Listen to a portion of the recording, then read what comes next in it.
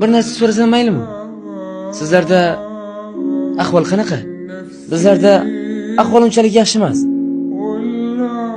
Sababi ayollar o'z vazifasini, erkaklar o'z vazifasini unutib qo'yishdi. Shunaqa. Sizlarda ahvol qanday? Bizdagi ahvol yomon emas, yaxshi. Biroz qiynalib turibmiz. Opam bilan singlim paxta dalasida. Dadam esa urushdalar. Onam bilan men ro'zg'orni qora qozonni qaynatib turibmiz. Shu. Sendan bir narsa so'rasam maylimi? Sizlarda ham jadidlar bormi? Ya'ni xalq uyg'otuvchilari. Jadid? Nima edi u? Ha, hali jadidlar kimligini bilmayman-da. Yaxshi. Ha, yana menga biroz qiziqda.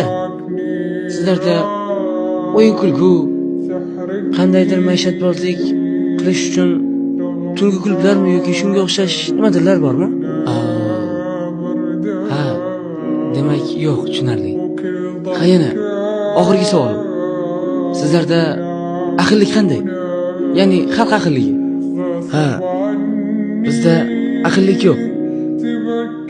Xalq o'zi bilan o'zi ovora. Agar kimningdir boshiga kulfat tushib qolsa, hech kimning ishi yo'q. Kimdir agar zulmat tubiga botayotganini ko'rsa, u chuqurlikdan tortib chiqarish o'rniga chuqurlik ustini bekitib qo'yishadi. Bizdagi ahillik shunday. Sizlarda-chi? Sizlarda qanday? Ha, bizda agar kimningdir boshiga kulfat tushib qolsa, butun mahalla bilan birga yig'ilib borib, u insonni tushkunlikdan chiqazamiz. Agar kimningdir uyi abgor ahvolga kelib qolgan bo'lsa, hashar yo'li bilan uni qayta tiklaymiz. Xullas, xalqimiz juda ahil, inoq. Shunisiga ham shukr. Ha, yana sizlardagi eng qimmat narsa nima? Ha, bizdami? Hozir. Bizdagi eng qimmat narsa mana shu jin urgan mato. Odamlar buni sotib olish uchun 1 yil ishlashadi. Shu biz uchun eng qimmatli narsa. Bizda eng qimmatli narsa otamdan kelgan xat. O'qishni bilmayman-u, lekin onamning biroz soatlari bor.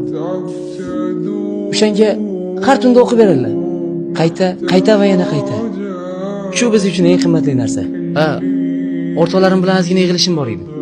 Sal kech qolyapman. Unda ertaga ko'risharmiz-a? Ha, mayli unda. Men ham onamga paxta terishga biroz yordam berishim kerak edi. Mayli.